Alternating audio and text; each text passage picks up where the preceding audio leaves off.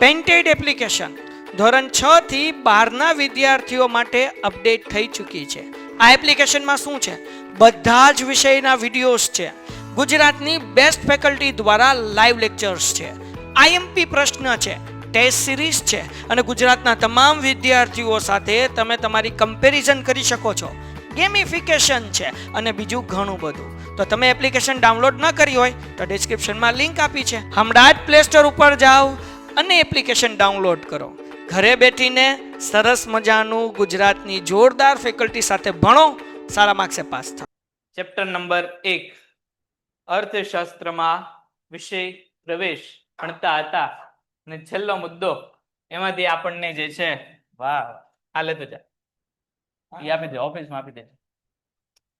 છેલ્લો મુદ્દો આપણો બાકી હતો વ્યવસાયિક મહત્વ. આપણે જે છે એ ભણતા હતા અર્થશાસ્ત્ર વિશેનું મહત્વ. શા માટે અર્થશાસ્ત્ર જે છે એ આપણે ભણવું જોઈએ એ વિશેની આપણે વાત કરતા હતા. હવે છેલ્લો મુદ્દો આપણે આવેલા હતા વ્યવસાયિક મહત્વ. આવક અને ખર્ચ, માંગ અને પુરવઠો, આ બાબતો તમામ વ્યવસાયો સાથે જોડાયેલા છે. અર્થશાસ્ત્રનો અભ્યાસ દરેક વ્યવસાયની આર્થિક ગણતરીઓમાં મદદરૂપ થાય છે. વસ્તુ કે સેવાની કિંમત નિર્ધારણ, સાધન તથા કાચા માલની ખરીદ વેચાણ, શ્રમિકો કે કર્મચારીઓને વેતન નક્કી કરવા માટે જેવી તમામ બાબતોના નિર્ણયોમાં આર્થિક અભ્યાસની મદદરૂપ થાય છે. દાખલા તરીકે તીવ્ર સ્પર્ધાવાળા બજારમાં કિંમત ઘટાડવાથી ગ્રાહકને આકર્ષી શકાય. જો મુદ્દો શું કહે છે આપણને કે ભાઈ વ્યવસાયિક મહત્વ. વ્યવસાયિક એટલે શું? તો કે ભાઈ ધંધામાં જે છે, ધંધા વ્યવસાયમાં તમને અર્થશાસ્ત્ર ખૂબ જ ઉપયોગી છે. કઈ રીતે ઉપયોગી છે? તો પહેલું જ તમને એવું કીધેલું છે કે ભાઈ આવક અને ખર્ચ જાણવા માટે કે પછી માંગ અને પુરવઠો જાણવા માટે તમારે અર્થશાસ્ત્રનો અભ્યાસ કરવો પડે. અર્થતંત્રમાં લોકોની માંગ શું છે, લોકો કેવા પ્રકારની વસ્તુ જે છે મેળવવા માંગે છે, એ તમારે શું કરવું પડશે? એની જાણ મેળવવી પડશે. અને આવી જાણ તમને કોના આધારે મળશે? કે ભાઈ અર્થશાસ્ત્રના અભ્યાસથી મળશે.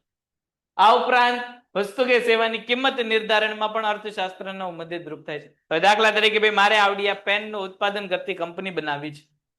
આ એક પેનનું ઉત્પાદન કરવા માટે મારે કઈ કઈ વસ્તુની જરૂર પડશે એનો મારે પહેલા તો અભ્યાસ કરવો પડશે. તો કે ભાઈ પહેલા જ મારે પ્લાસ્ટિકની જરૂર પડે. તો સૌથી પહેલા તો પ્લાસ્ટિકનો ભાવ મારે જાણવો પડે. તો કે ભાઈ એક પેન માટે દાખલા તરીકે ભાઈ 1 રૂપિયાનું પ્લાસ્ટિક મારે જોઈએ. પછી પેન બનાવવા માટે પોઈન્ટની જરૂર પડે. તો કે ભાઈ પોઈન્ટ મને 50 પૈસાનો એક પડે છે. પછી જે છે એ પેનની અંદર પૂરવા માટે શાહીની જરૂર પડે. તો કે ભાઈ એ દાખલા તરીકે આપણને 1.5 રૂપિયાની એક પેન માટેની શાહી મળે છે. તો 1, 2 ને 3 રૂપિયામાં મને પેન જે છે આ પેનની કોસ્ટ એટલે કે પેન બનાવવાનો મારો ખર્ચ કેટલા રૂપિયાનો છે? તો કે ભાઈ 3 રૂપિયાનો. આવું આપણને ખબર કઈ રીતે પડી? તો કે ભાઈ આપણે અભ્યાસ કર્યો એટલે. હવે હા પછી અત્યારે પેલા આ જ પેન હું આ પેન બનાવું તો હું 3 માં બનાવીશ. તો હવે જો મારે આ પેન વેચવી હોય તો ઓછામાં ઓછા મારે કેટલા રૂપિયા રાખવા જોઈએ? તો હું પેન વેચવી જોઉં તો કે ભાઈ ઓછામાં ઓછા મારે કેટલા રૂપિયા રાખવા પડે? ઓછામાં ઓછા કેટલા રૂપિયા રાખવા પડે મારે? કેટલા? મારે 3 રૂપિયા રાખવા પડે. જેટલામાં મને પડે છે એટલા તો મને મળવા જોઈએ કે નહીં? ઓછામાં ઓછા મારે 3 રૂપિયા રાખવા પડે. 5 રૂપિયા કમ હું એ 3 વાળી પેન 10 માં વેચું એવું જરૂર થોડી કે હું 5 માં જ વેચું. ઓછામાં ઓછું હું 2 માં વેચી પણ 2 માં વેચું તો મને ખોટ જાય. 3 માં વેચું તો હું કેવી પરિસ્થિતિમાં આવું? નહીં નફો નહીં નુકસાન, કે જેટલામાં બને છે ને એટલામાં વેચાઈ જાય છે. પણ હું એવું વિચારું કે એક પેન ઉપર મારે 1 રૂપિયાનો તો નફો લેવો છે. દર પેને મારે 1 રૂપિયા નફો લેવો. તો હવે હું પેન કેટલામાં વેચીશ? 4 રૂપિયામાં વેચું. આવું આપણને ખબર કોણ પાડે? તો કે ભાઈ અર્થશાસ્ત્રમાંથી આપણને ખબર પડે. જો વ્યવસાય ચલાવવો હોય, ધંધો ચલાવવો હોય તો આવી રીતે આપણને અર્થશાસ્ત્ર જે છે ઉપયોગી સાબિત થાય છે. અર્થશાસ્ત્ર મૂળભૂત રીતે આર્થિક નિર્ણયો કરવામાં મદદરૂપ થતું શાસ્ત્ર છે અને તેનું વાસ્તવિક મહત્વ છે. આર્થિક જગતમાં માણસનું મુખ્ય 3 સ્વરૂપ છે: ગ્રાહક તરીકે, ઉત્પાદક તરીકે અને શ્રમિક તરીકે. અને ત્રણેય સંદર્ભમાં અર્થશાસ્ત્ર કેવું છે? તો કે ભાઈ આપણને અલગ અલગ રીતે ઉપયોગી થાય. હવે ગ્રાહક તરીકે આપણને અર્થશાસ્ત્ર કઈ રીતે ઉપયોગી થાય? તો કે ભાઈ ગ્રાહક તરીકે આપણે જે છે વસ્તુ કે સેવા કઈ કઈ પ્રકારની મળે છે એટલે વૈવિધ્યસભર વસ્તુ કે સેવા જાણવા માટે આપણને અર્થશાસ્ત્ર ઉપયોગી થાય. દાખલા તરીકે આપણે ફોન લેવાનું વિચારતા હોય તો ફોન લેવા માટે પહેલા આપણે ફોનનો અભ્યાસ કરશું કે ભાઈ કેવા પ્રકારનો ફોન આપણે લેવો છે. ને આપણે જેવો ફોન લેવો છે એવી કઈ કઈ કંપની આપે છે? એ ફોન બનાવતી એક તો કંપની છે ને. તો આપણે ગ્રાહક તરીકે તે શું કરશું? અર્થતંત્રનો અભ્યાસ કરશું કે ભાઈ અર્થતંત્રમાં નજીકના ભવિષ્યમાં કોઈ ફેસ્ટિવલ આવવાનો છે, ફેસ્ટિવ સિઝન આવવાની છે, તો આપણે શું કરીએ, હમણાં ખરીદી કરવાના ટાળી દઈએ કે ફેસ્ટિવ સિઝન આવશે ત્યારે મોટા મોટા ડિસ્કાઉન્ટ આવશે તો ડિસ્કાઉન્ટના સમયમાં લઈ લઈશું. તો આ ગ્રાહક તરીકે આપણી બાબત થઈ. બીજું ઉત્પાદક તરીકે કે આપણે કોઈ વસ્તુ બનાવતા હોઈએ તો આપણે વસ્તુ બનાવવા માટે આપણે પાછો અર્થતંત્રનો અભ્યાસ કરવો પડે. જે રીતે ગ્રાહક જે છે એ તહેવારની રાહ જોતો એવી રીતે ઉત્પાદક એ તહેવારની રાહ જોતા હોય. શું કામ? તો કે આપણે ગ્રાહક તરીકે એવું વિચારીએ કે તહેવાર આવશે ત્યારે ખરીદી કરશું. એટલે ઉત્પાદકને ખબર હોય કે ભાઈ તહેવારમાં માંગ વધવાની છે તો અત્યારથી તે વસ્તુનું પ્રોડક્શન કેવું કરી નાખવાનું, તો કે વધારી દેવાનું. વધુ વસ્તુ હોય છે તો જ તે તહેવારમાં વસ્તુ કેવી વેચાશે, વધુ વેચાશે. હવે પ્રોડક્શન જ ઓછું હોય, આપણી પાસે વસ્તુ જ ઓછી હોય તો માંગને આપણે પહોંચી વળવાના નહીં. તો તહેવારની જે આપણી ખરીદી વેચાણની પ્રવૃત્તિ થવાની એ આપણને મળી શકવાની છે, એનો લાભ આપણે લઈ શકશું નહીં. એટલે ઉત્પાદક તરીકે આપણે અર્થશાસ્ત્રનો અભ્યાસ કરવો પડે. અને શ્રમિક તરીકે એટલે આપણે કોકને ત્યાં કામ કરતા હોય એમાં પણ અર્થતંત્ર ઉપયોગી થાય. કઈ રીતે? તો કે ભાઈ નક્કી કરેલા આપણે 10 કલાક નોકરી જે છે નક્કી કરેલી છે કે 10 કલાક કામ કરવાનું, પણ ફેસ્ટિવ સિઝન આવી, નવું ઉત્પાદન કરવું પડ્યું, નવા પ્રોજેક્ટ આવ્યા તો આપણે કામ કેવું કરવાનું છે, વધારે કરવાનું છે. તો વધારે કામના પાછા પૈસા કેવા લેવા જોઈએ, તો કે ભાઈ વધારે મળવા જોઈએ. આવું બધું આપણને જ્ઞાન કોણ આપે? અર્થશાસ્ત્રમાંથી આપે. તો આ આપણું હતું યુનિટ નંબર 1 અર્થશાસ્ત્રમાં વિષય પ્રવેશ. અહીંયા સુધીમાં કોઈને કઈ પ્રશ્ન પૂછી શકો છો? નથી કઈ પ્રશ્ન? જો પ્રશ્ન હોય તો 1 ટાઈપ કરો અને પ્રશ્ન ન હોય તો 2 ટાઈપ કરો. પ્રશ્ન હોય એટલે કે પ્રશ્ન છે તો એકડો દબાવો, પ્રશ્ન નથી તો બગડો દબાવો. 2 2 2 2. ઓકે, ચાલ. તો નેતર કાંઈ પણ પ્રશ્ન હોય તો નેક્સ્ટ લેક્ચરમાં તમે પૂછી શકો છો. હવે આપણે આગળનું ચેપ્ટર નંબર 2 મૂળભૂત ખ્યાલો અને સંકલ્પનાઓ ઉપર આગળ વધીએ. બીજું કાંઈ જો આમાં તમને પ્રશ્ન એવું લાગે કે ભાઈ પ્રશ્ન છે તો તમે નેક્સ્ટ લેક્ચરમાં પૂછી લેજો. ચેપ્ટર નંબર 2 ઉપર આપણે આગળ વધીએ. મૂળભૂત ખ્યાલો અને સંકલ્પનાઓ કે ધીરે ધીરે હવે આપણે વ્યવસાયિક વાતાવરણમાં જે છે એ એન્ટ્રી કરીએ છીએ. વ્યવસાયિક જગતમાં આપણું કામ જે છે શરૂ થવાનું છે. તો જે રીતે આપણે આ ધરતી ઉપર આવ્યા ત્યારે આપણને કોઈ પણ ભાષા ખ્યાલ નહોતી, એવી રીતે હવે અર્થશાસ્ત્રની ભાષા પણ આપણને ફિલહાલ ખ્યાલ નથી. આપણે ધીરે ધીરે શું કરવું પડશે? એની ઓળખ મેળવવી પડશે. તમે નામાના મૂળ તત્વ એટલે એકાઉન્ટ ભણતા હશો. એકાઉન્ટમાં તમને પારિભાષિક શબ્દ એવું આવતું હોય છે. મૂડી કોને કહેવાય, નફો કોને કહેવાય, ખોટ કોને કહેવાય, કાચો નફો, કાચી ખોટ, વ્યાજ, ઉપાડ, આવા બધી વસ્તુ જે છે તમને ભણતા હશો. એવી રીતે અર્થશાસ્ત્રના પણ અમુક જે છે શબ્દો છે, અર્થશાસ્ત્રના અમુક નિયમો છે.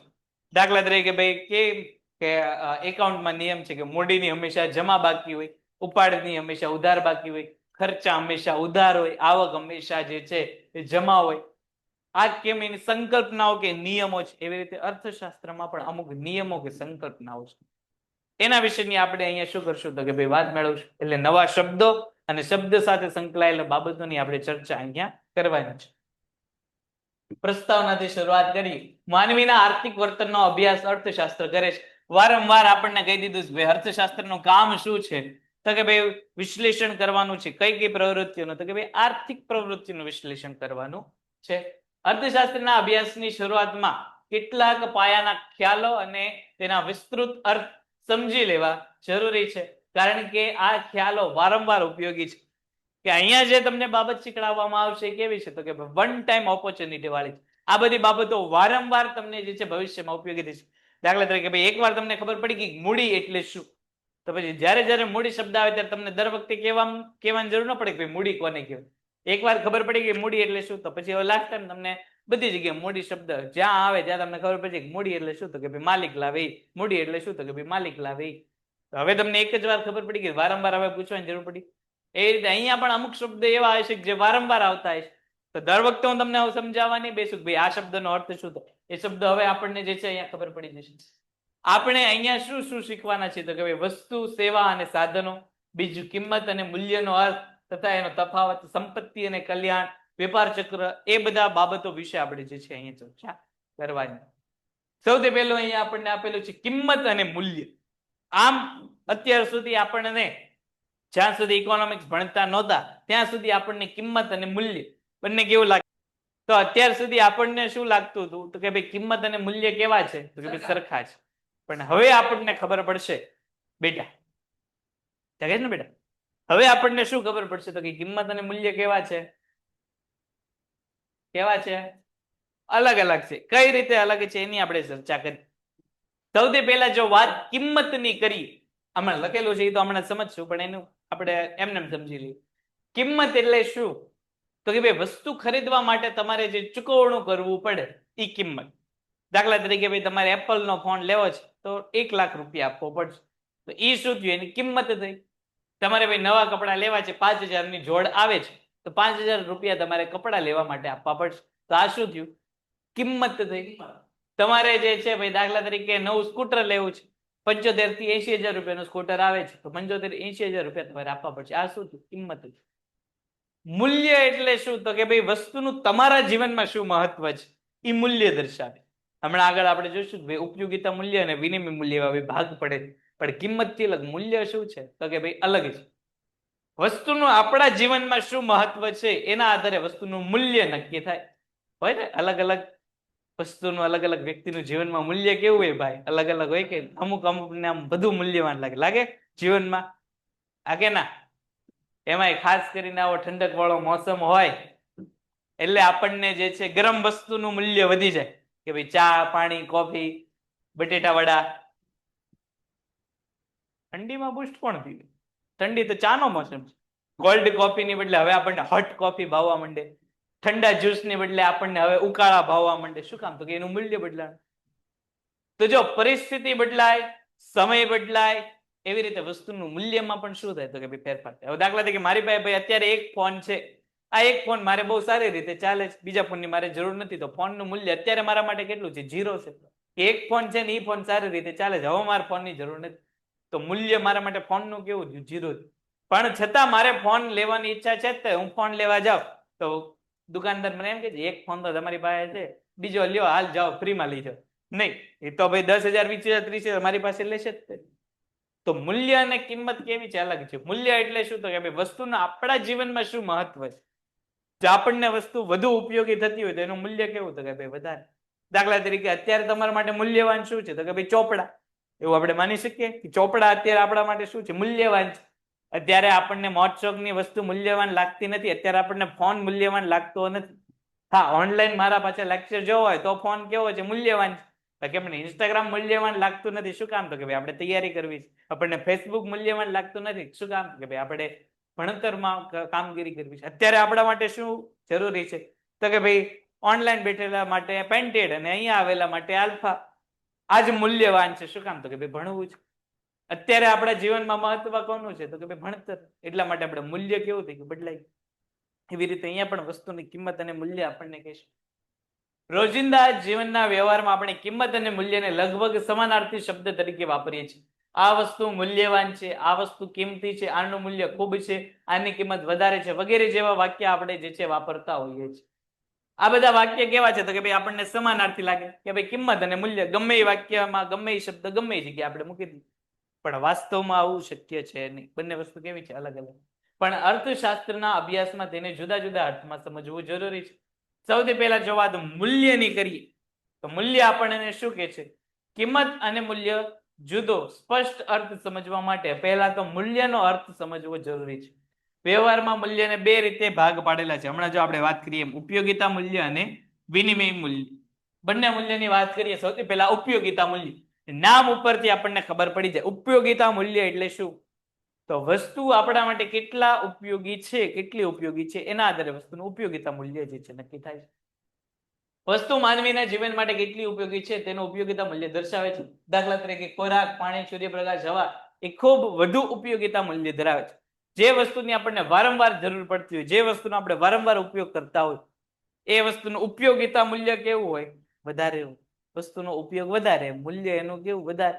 આપણા જીવનમાં ઉપયોગિતા કોની કોની વધારે છે એ આપણને ખબર પડી જાય, તો એનું મૂલ્ય આપણે શું કરીએ? વધારે કરીએ. દાખલા તરીકે ભાઈ આપણને ખબર છે કે ભાઈ ભણવા માટે ફોનની જરૂર પડશે, નવરા બેઠા છે, ઇન્સ્ટાગ્રામ ઘુમેડવા માટે ફોનની જરૂર પડશે, તો ફોનનો ઉપયોગિતા મૂલ્ય આપણા માટે કેવું થઈ જાય? વધારે થઈ જાય.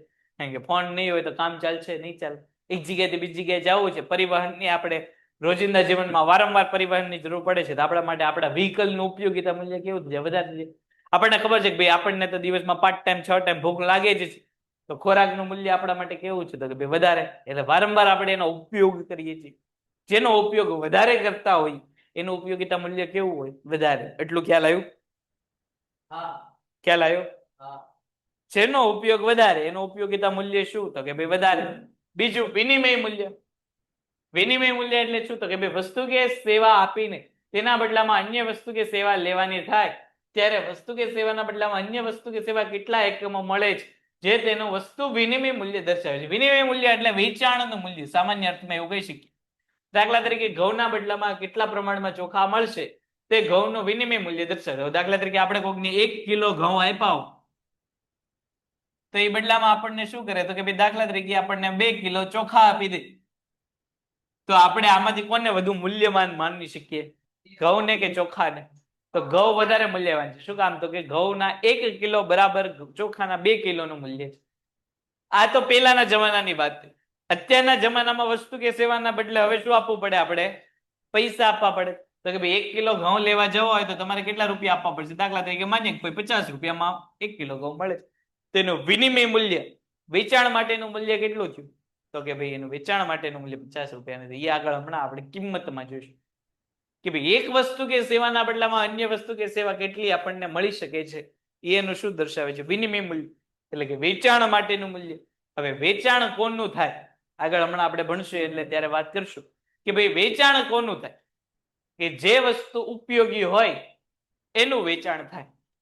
બીજું જે વસ્તુ અછત વાળી હોય એનું વેચાણ થાય. હવે દાખલા તરીકે ભાઈ મારે હવા વેચવા જવું હોય બહાર તો હવા વેચી શકવાના?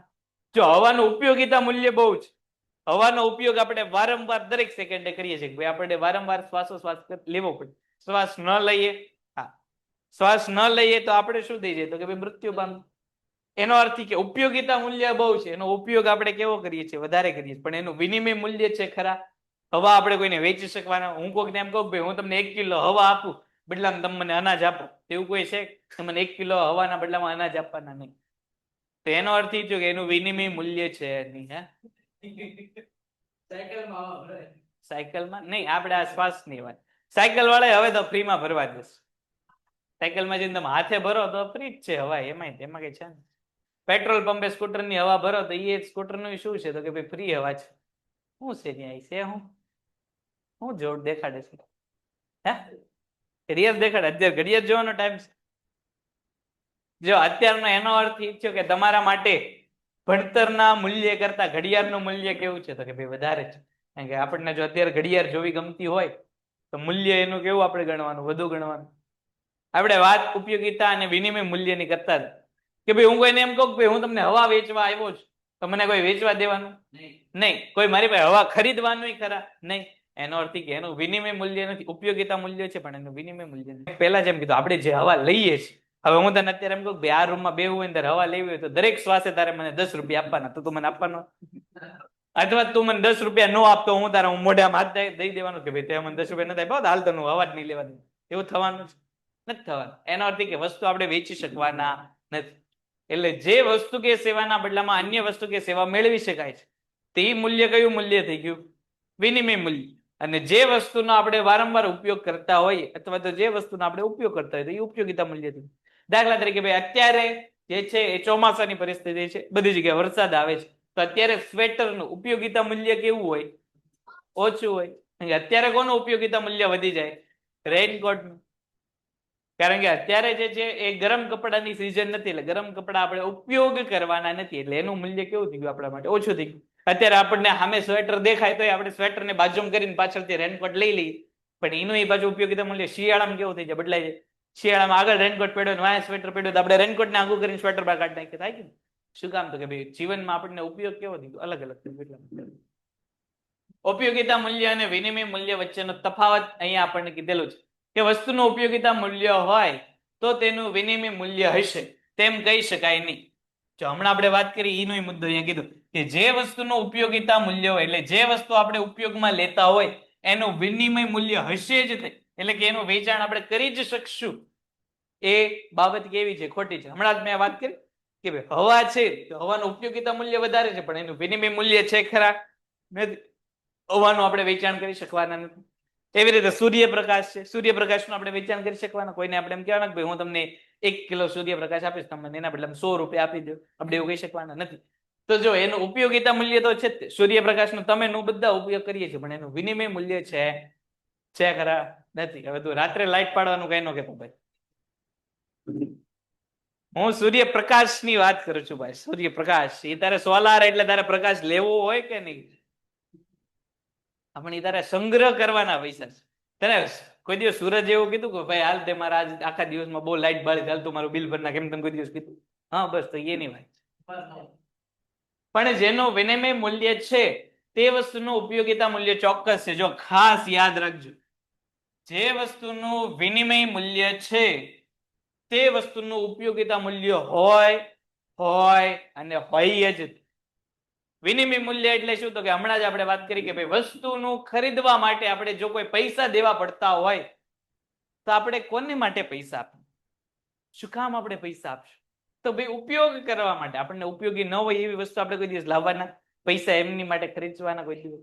દાખલા તરીકે ભાઈ આપણને ખબર છે કે ભાઈ આપણે આ બાજુની વાત કરીએ કે ભાઈ દાખલા તરીકે ભાઈ ઓલી બાજુ જો મસ્ત બધું હાઇલાઇટર થી જે છે એ કામગીરી થાય. હવે આ બાજુ વાળાને ખબર જ છે કે ભાઈ આપણે અંડરલાઈન કરવાની થતી જ નથી. અંડરલાઈન કરવાની થતી નથી તો આપણે હાઇલાઇટરમાં શું કામ પૈસા નાખવા? ખબર જ છે કે ભાઈ હાઇલાઇટર ખરીદવા માટે 5-10 રૂપિયા તો આપવા જ પડશે. તો આપણે 5-10 રૂપિયા શું કામ નાખવા? 20 રૂપિયા છે, હાલો 20 રૂપિયા માની લઈએ. તો 20 રૂપિયા આપણે શું કામ નાખવા? એટલે જો જે લોકો 20 રૂપિયા નાખશે એનો અર્થ કે એને વસ્તુ લેવા માટે વિનિમય મૂલ્ય સ્વરૂપે કેટલા રૂપિયા આપ્યા? તો કે 20 રૂપિયા. 20 રૂપિયામાં એક હાઇલાઇટર મેળવ્યું. હાઇલાઇટર એ ક્યારે લેશે? જ્યારે જીવનમાં કઈક ઉપયોગ હશે. હવે આપણને તો હવે ખબર પડી કે હાઇલાઇટર જે કઈ વસ્તુ આવે છે આપણે કઈ ઉપયોગ કરવાની છે નહીં, એટલે એની માટે આપણું વિનિમય મૂલ્ય ખરા નથી. એટલે જે વસ્તુનું વિનિમય મૂલ્ય હોય એ વસ્તુનું ઉપયોગિતા મૂલ્ય હોય અને હોય જ. આપણે કોઈ પણ વસ્તુ ખરીદે ક્યારે? આપણે કોઈ પણ વસ્તુ ખરીદે ક્યારે? જ્યારે એનો ઉપયોગ કરવો હોય તો જ આપણે વસ્તુનો ખર્ચ કરવાના. એટલે જે વસ્તુનું વિનિમય મૂલ્ય હશે એનું ઉપયોગિતા મૂલ્ય હશે જ. પણ જે વસ્તુનું ઉપયોગિતા મૂલ્ય હશે એનું વિનિમય મૂલ્ય હોય જ તે. એ બાબત કેવી છે? ખોટી છે. અહીંયા બે વચ્ચેનો તફાવત તમને ખ્યાલ આવ્યો કે ન આવ્યો? જો આપણને શું કીધેલું છે અહીંયા? તો કે જે વસ્તુનું ઉપયોગિતા મૂલ્ય હોય, દાખલા તરીકે અહીંયા આપણે બે ભાગ પાડી દઈએ, વસ્તુ એ વસ્તુ અને અહીંયા બી વસ્તુ. દાખલા તરીકે ભાઈ એ વસ્તુનું ઉપયોગિતા મૂલ્ય છે એટલે આપણે એવું લખી નાખીએ સૂર્યપ્રકાશ. તો એ વસ્તુનું વિનિમય મૂલ્ય હોય જ તે એવું જરૂરી નથી. એટલે જે વસ્તુનું ઉપયોગિતા મૂલ્ય હશે જ તે. ના નથી જેમ કાંઈ વાંધો નહીં, આપણે બીજી વાર એટલે જ સમજીએ છીએ. એટલે જે વસ્તુનું ઉપયોગિતા મૂલ્ય હશે જ તે, જે વસ્તુનો આપણે ઉપયોગ કરતા જોઈએ એ બધી જ વસ્તુ માટે આપણે પૈસા ચૂકવવાની જરૂર નથી. જેટલી વસ્તુનો ઉપયોગ કરીએ છીએ બધા માટે આપણે પૈસા ચૂકવીએ છીએ? નથી ચૂકવતું. સૂર્યપ્રકાશ છે, હવા છે, પાણી છે, આ બધી વસ્તુ કેવી છે? તો કે ભાઈ જેનું ઉપયોગિતા મૂલ્ય છે. સૂર્યપ્રકાશનો આપણે ઉપયોગ કરીએ છીએ, પાણીનો ઉપયોગ કરીએ છીએ અને હવાનો ઉપયોગ કરીએ છીએ. તો એના બદલામાં આપણે કોઈ પૈસા ચૂકવતા નથી. આપણે સૂર્ય આપણને રોશની આપે તો આપણે સૂર્યને પૈસા દેવા જઈએ નથી જઈએ. હવા આપણને જે છે એ શ્વાસ લેવા માટેની પ્રવૃત્તિ આપે તો હવા માટેના આપણે પૈસા આપીએ છીએ નથી. પાણીનો આપણે ઉપયોગ કરીએ છીએ, પાણી માટે આપણે પૈસા આપીએ છીએ નથી. ઘણા એમ કે છે પાણી માટે ટેક્સ તો આપીએ છીએ આપણે, પણ એ આપણે કઈ પાણીના જે મુખ્ય સોર્સ છે એને થોડી આપે. એ તો સરકારને આપણે પૈસા આપીએ. નદીમાં વયા જાવ તો ભરવા માટે, નદી કઈ તમને એમ કહેવાની કે ભાઈ ઉભરે પેલા 100 રૂપિયા નદીમાં નાખ પછી 1 લોટો પાણી લઈને જા? નહીં. એમાંથી જેટલું લેવું એટલું આપણે લઈ શકવાના. એનો અર્થ કે જેનો આપણે ઉપયોગ કરશું એ બધી જ વસ્તુ આપણે ખરીદવી પડશે નહીં.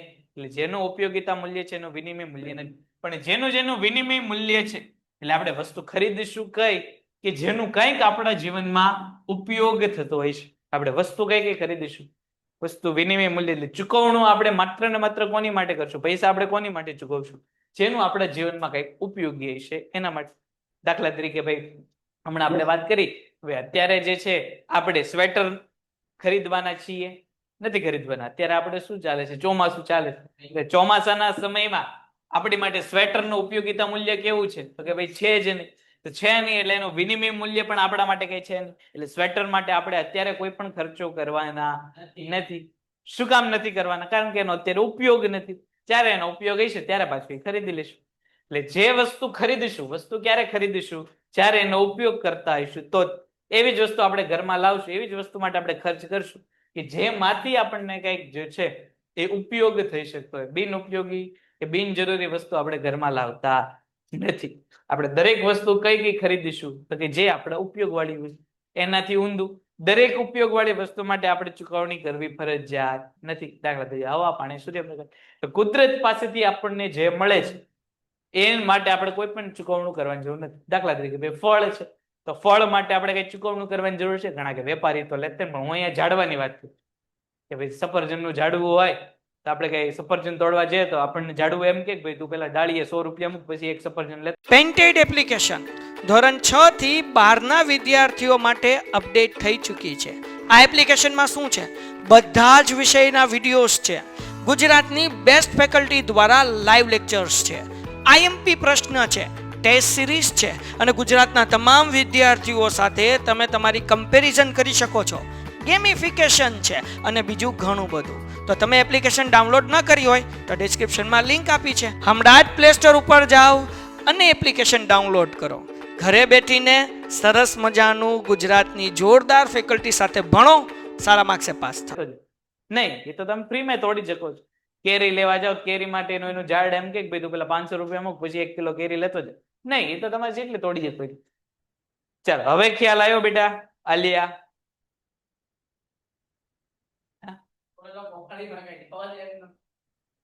ઈ ભાઈ આપણા ઉપર છે, આપણે કેમ જઈએ છીએ.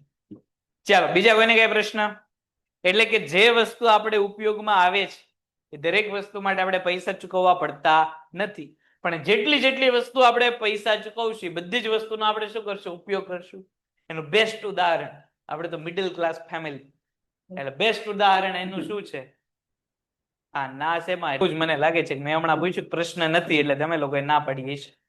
કઈ વાંધો નહીં. વિનિમય મૂલ્યની આપણે વાત કરતા હતા, ભાઈ આપણે તો મિડલ ક્લાસ ફેમિલી, એટલે આપણે અને વિનિમય મૂલ્ય બહુ સારી એવી ખબર પડે કે ભાઈ આપણે કોઈ વસ્તુ માટે પૈસા આપ્યા હોય, કોઈ વસ્તુનું વિનિમય મૂલ્ય આપણે ચૂકવું હોય, કોઈ વસ્તુ માટે પૈસા આપ્યો હોય, તેનો ઉપયોગ આપણે કેવો કરીએ?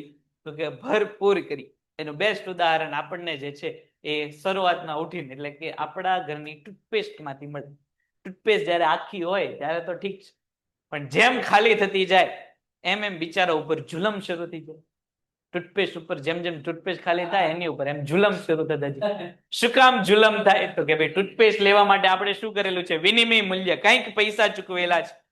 તો પેલા તો ખાલી થશે એટલે એને આમ આખી આમ વાળીને ઠેઠ ઉપર સુધી અને આખી નીચોડી લેવામાં આવશે. પછી વાળતા હવે ટૂથપેસ્ટ નીકળતી નથી, તો પછી શું કરવામાં આવશે? તો કે ભાઈ વેલણ અથવા તો પથ્થરનો ઉપયોગ કરવાનો, આમ ઘસીને પછી કાઢવામાં આવશે. ઘસ્યા પછી હવે પૂરું થઈ ગયું, છેલ્લે શું? તો કે સીધું ઓપરેશન, સીધું જે છે 2 ભાગમાં એને કાપી નાખશું અને પછી એમાંથી આપણે ઘસીને 2-3 દિવસ ટૂથપેસ્ટ ચલાવશું. એવી રીતે સાબુમાં જ્યાં સુધી સાબુ આખો હોય ત્યાં સુધી તો નહીં, ધીરે ધીરે જેમ સાબુથી આપણે નાતા જઈએ, તમને લોકોને ખ્યાલ છે કે સાબુ પાતળો થતો જાય. જેમ સાબુમાં નાહતા જઈએ એમ સાબુ કેવો થઈ જાય? પાતળો થઈ જાય. એક સમય એવો આવે કે એક સમયે આપણો હાથ અને સાબુ એ ખબર ન પડે, હાથમાં મૂકેલું છે ને ઘસીએ છીએ, સાબુ ઘસાય કે હાથ ઘસાય, એવી પરિસ્થિતિ આવી જાય. એટલે પછી શું થાય? તો કે એ સાબુને આપણે સાઈડમાં મૂકી દઈએ, નવો સાબુ કાઢીએ, પાછો નવો સાબુનો ઉપયોગ કરતા પાછો એટલો ઘસી નાખીએ કે પાછો હાથ જેવો થઈ જાય. એટલે આ નવો હાથવાળો સાબુ, જૂનો જે આપણે હાથવાળો સાબુ મૂક્યો તો બંને શું કરી દઈએ? ભેગા કરી દઈએ. નવો સાબુ આપણે ઘરનો બનાવીએ. તમે કોકના ઘરમાં જોયું હોય છે, સાબુ ઉપર સાબુ ને એની ઉપર સાબુ, સફેદ સાબુ વચ્ચે તમને ગુલાબી સાબુ દેખાય ને એની ઉપર પાછો લીલા કલરનો સાબુ દેખાઈ જતો હોય. આવા સાબુ શું કામ દેખાય? તો કે ભાઈ આપણે વસ્તુ માટે શું કરેલું છે? વિનિમય મૂલ્ય આપેલું છે, પૈસા આપેલા છે, એટલે એનો ઉપયોગ કેવો કરશું? આપણે જ્યાં સુધી કરી શકીએ પૂરેપૂરો એનો ઉપયોગ કરશું. તો જો જે વસ્તુનું વિનિમય મૂલ્ય છે, એટલે જે વસ્તુ માટે આપણે પૈસા ચૂકવા છે એનો ઉપયોગ હશે તો જ આપણે પૈસા ચૂકવતા હશું. હવે આપણને ખબર છે કે ભાઈ આપણે ટૂથપેસ્ટની જરૂર છે તો જ ટૂથપેસ્ટ આપણે પૈસા આપીને લાવીએ, એટલે ટૂથપેસ્ટ નું ઉપયોગિતા મૂલ્ય છે તો જ તેના માટેનો આપણે ખર્ચો કરેલો હશે. ખ્યાલ આવે છે આટલી બાબત સુધી? ચાલો, હવે કોઈને કઈ પ્રશ્ન? લગભગ ઉપયોગિતા મૂલ્ય અને વિનિમય મૂલ્યમાં આવ્યું છે. વિનિમય મૂલ્ય એટલે શું? તો કે ભાઈ વસ્તુ ખરીદવા માટે તમારે જે પૈસા આપવા પડે એનું વિનિમય મૂલ્ય છે. અને ઉપયોગિતા મૂલ્ય એટલે શું? તો કે ભાઈ વસ્તુના વપરાશ તમે જીવનમાં કઈ રીતે કરો છો, વસ્તુ તમારા માટે કેટલી ઉપયોગી છે એનું ઉપયોગિતા મૂલ્ય દર્શાવે છે. ચાલો, ખ્યાલ આવ્યો? ઉપયોગિતા મૂલ્ય ખૂબ ઊંચું હોય તેવી વસ્તુનો પુરવઠો અમાપ હોય છે, તેના પર કોઈ વ્યક્તિ કે પેઢીનું કાબુ પણ શક્ય ન હોય, તો આવી વસ્તુનું વિનિમય મૂલ્ય કેવું હોય? તો કે ભાઈ ખૂબ નીચું હોય.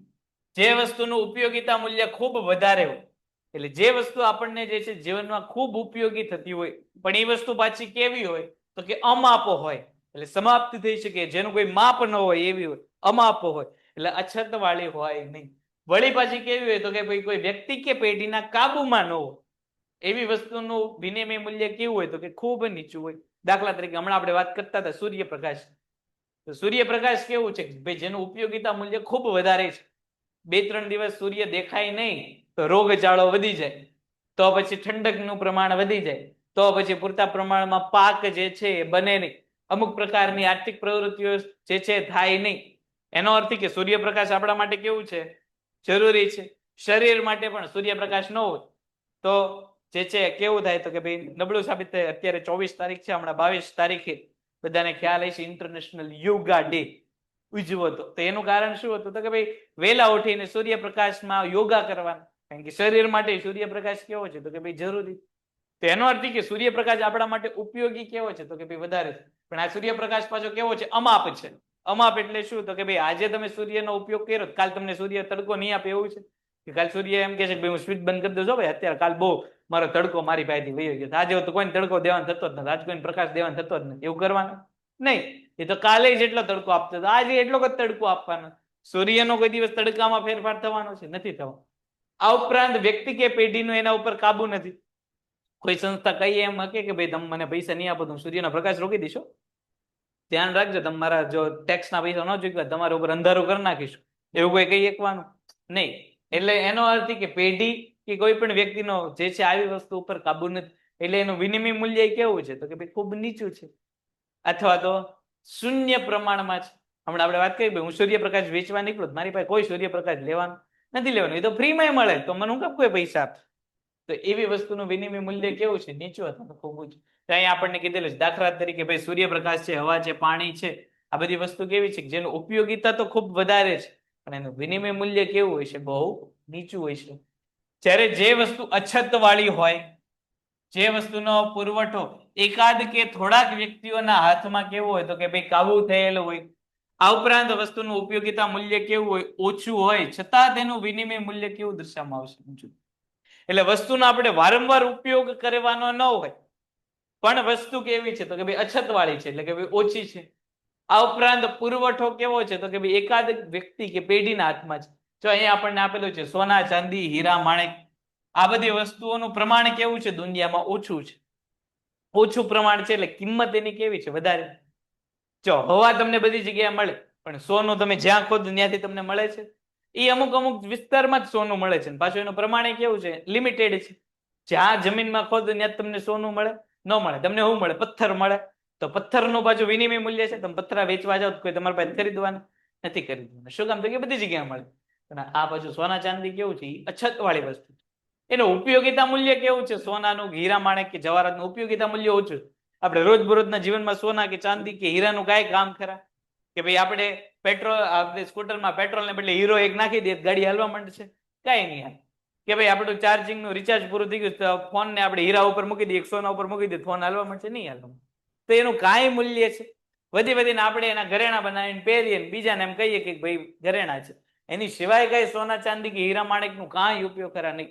છતાં લોકો જે છે એના માટે બહુ પૈસા આપે. શું કામ તો કે ભાઈ વસ્તુ અછત વાળી છે ને એક પ્રકારે આમ જો તો એ કેવી વસ્તુ છે કે પ્રિશિયસ વસ્તુ છે, એક પ્રકારે વૈભવી વસ્તુ, શો ઓફની વસ્તુ છે કે ભાઈ સોનું ચાંદી પહેરીને આવ્યો તો બહુ સારું થયું.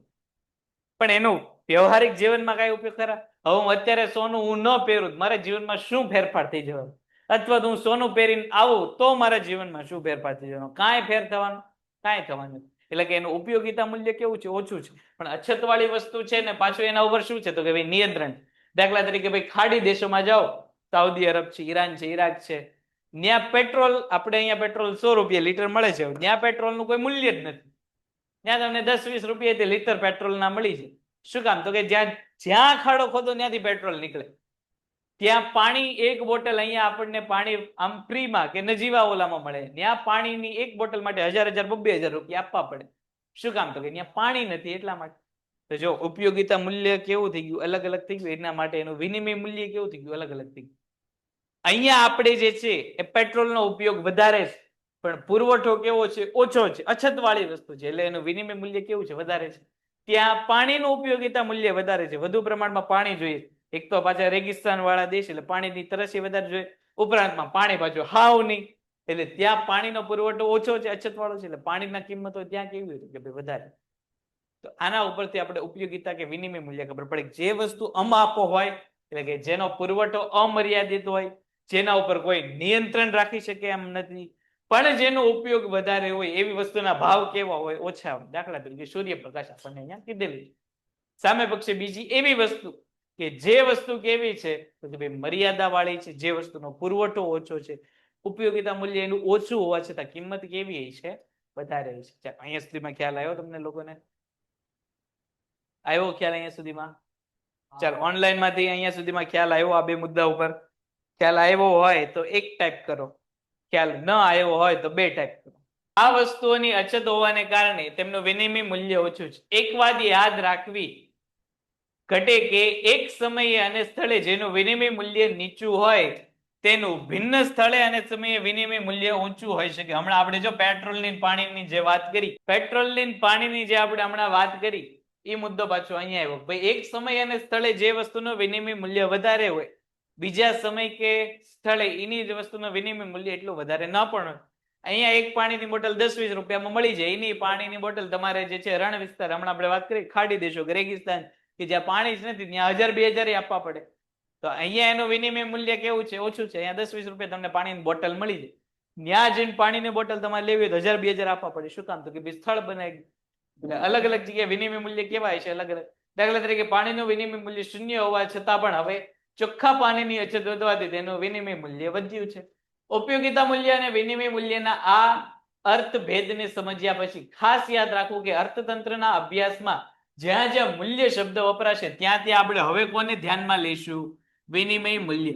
હવે અર્થશાસ્ત્રમાં કોઈ પણ જગ્યાએ મૂલ્ય એવો શબ્દ આવે તો બધી જગ્યાએ આપણે મૂલ્ય એટલે કયું મૂલ્ય ગણવાનું? વિનિમય મૂલ્ય. ઉપયોગિતા મૂલ્ય હવે આપણા માટે કઈ કામનું છે નહીં. શું કામ? તો કે ભાઈ વિનિમય મૂલ્યથી જ તે આપણને શું મળવાના છે? પૈસા મળવાના. અને અર્થશાસ્ત્ર માત્ર ને માત્ર કઈ પ્રવૃત્તિઓનો અભ્યાસ કરે છે? આર્થિક પ્રવૃત્તિઓનો અભ્યાસ કરે છે. પૈસાને લગતી પ્રવૃત્તિઓનો અભ્યાસ કરે છે. મૂલ્યના સંદર્ભમાં જ વપરાયો છે તેમ માનવું. એટલે અર્થશાસ્ત્રના અભ્યાસમાં મૂલ્ય શબ્દનો અર્થ છે વસ્તુ, એક વસ્તુના બદલામાં અન્ય વસ્તુ કેટલા એકમો મળશે તે પ્રમાણે જે તે વસ્તુનું મૂલ્ય દર્શાવે છે. આ તમને મૂલ્યની વ્યાખ્યા આપી દીધી. તમને કદાચ 1 માર્કમાં વિભાગ બી માં પૂછાય શકે. અને આ ઉપરાંત તમને અહીંયા ઉપયોગિતા મૂલ્ય અને વિનિમય મૂલ્યની પણ વ્યાખ્યા સ્વરૂપે તમને આપી દીધેલું હોય. જો ઉપયોગિતા મૂલ્ય માટે તમને એવું કીધેલું છે કે ભાઈ વસ્તુ માનવી માટે કેટલી ઉપયોગી છે તેનું મૂલ્ય એટલે ઉપયોગિતા મૂલ્ય. તો તમને 1 માર્કમાં પ્રશ્ન કદાચ પૂછાઈ શકે કે ભાઈ ઉપયોગિતા મૂલ્ય એટલે શું? વિનિમય મૂલ્ય માટે તમને અહીંયા જો જે હમણાં પાછળ હતી એની જ અહીંયા કીધેલી છે કે વસ્તુ કે સેવા આપીને તેના બદલામાં કેટલી વસ્તુ કે સેવા મળે છે એ મૂલ્યને વિનિમય મૂલ્ય કહેવાય. તો આ બંને પ્રશ્ન તમને જે છે એ વિભાગ નંબર બી માં એટલે કે એક વાક્યના પ્રશ્નમાં પૂછાઈ શકે. અને વસ્તુના બદલામાં નાણાંના એકમો ચૂકવવાના થાય ત્યારે વસ્તુના બદલામાં ચૂકવવામાં આવતા નાણાકીય એકમને વસ્તુની કિંમત કહેવામાં આવે છે. કે ભાઈ મારે 1 કિલો અનાજ જોઈએ છે, 1 કિલો અનાજ જોઈએ છે, 100 રૂપિયા મારે ચૂકવવા પડશે. 100 રૂપિયા મારે ચૂકવવા પડશે. તો આ એની શું થઈ ગઈ? કિંમત થઈ ગઈ. મૂલ્ય અને કિંમત વચ્ચે હવે ખબર પડી ગયું કે ભાઈ પેલા જો 1 કિલો ઘઉં આપતા હતા એના બદલામાં આપણને 2 કિલો ચોખા મળતા. કોનું મૂલ્ય વધારે છે? તો કે ભાઈ ઘઉંનું મૂલ્ય વધારે છે, કારણ કે 1 કિલોના બદલામાં ચોખા આપી દેવામાં આવે. પણ એના 1 કિલો ઘઉં જો મારા પૈસા આપીને ચૂકવવા હોય તો કેટલા રૂપિયા ચૂકવવા પડે? 100 રૂપિયા. તો એની પાછળ શું થઈ ગઈ? કિંમત થઈ ગઈ. હવે ઘઉંનું મૂલ્ય જે છે ઉપયોગિતા મૂલ્ય બધી જગ્યાએ કેવું હોય? અલગ અલગ હોય. દાખલા તરીકે તમે દરિયાકાંઠાના વિસ્તારોમાં જાઓ તો ત્યાં ઓછા લોકો ઘઉં ખાય. ઘઉં મોટે ભાગે પંજાબ છે, હરિયાણા છે, મધ્યપ્રદેશ છે, ઉત્તર પ્રદેશ છે, ગુજરાત છે, રાજસ્થાન છે, ત્યાં ઘઉં વધારે ખવાય. જેમ જેમ તમે દક્ષિણ ભારત બાજુ જાઓ ત્યાં ચોખા વધારે ખવાય. તો ઉપયોગિતા મૂલ્ય ઘઉંનું અને ચોખાનું પરિસ્થિતિ પ્રમાણે કેવું હોય? અલગ અલગ હોય. અહીંયા ચોખા આપણે ઓછા ખાય ઘઉં વધારે ખાઈએ. નીચે દક્ષિણ ભારતમાં ચોખા વધારે ખાય ઘઉં ઓછા ખાય.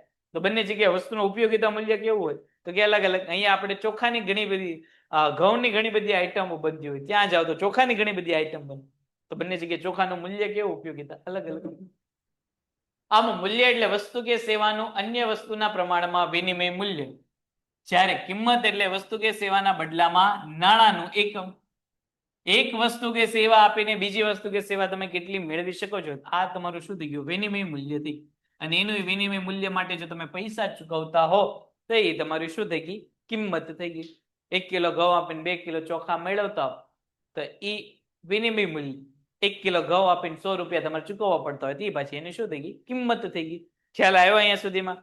હવે વિનિમય મૂલ્ય અને કિંમતમાં કોઈ ફેર તમને ખ્યાલ આવ્યો? જો અત્યાર સુધીમાં વિનિમય મૂલ્ય અને કિંમત માટે આપણે એક જ વસ્તુનો સંદર્ભ માનતા હતા કે ભાઈ વિનિમય મૂલ્ય અને કિંમત બંને વસ્તુ કેવી? અલગ, એક જ.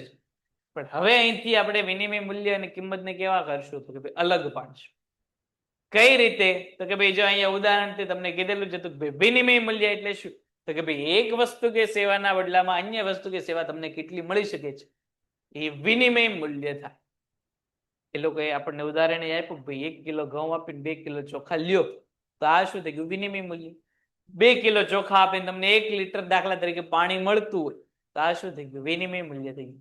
પણ 1 લીટર પાણી લેવા માટે 50 રૂપિયાની નોટ આપવી પડતી હોય તો એ પાછું શું થઈ ગઈ? કિંમત થઈ ગઈ. એટલે જો પૈસા ચૂકવવા પડતા હોય તો કિંમત, જો તમને વસ્તુ કે સેવાના બદલામાં વસ્તુ કે સેવા મળતી હોય તો એ શું થઈ ગયું?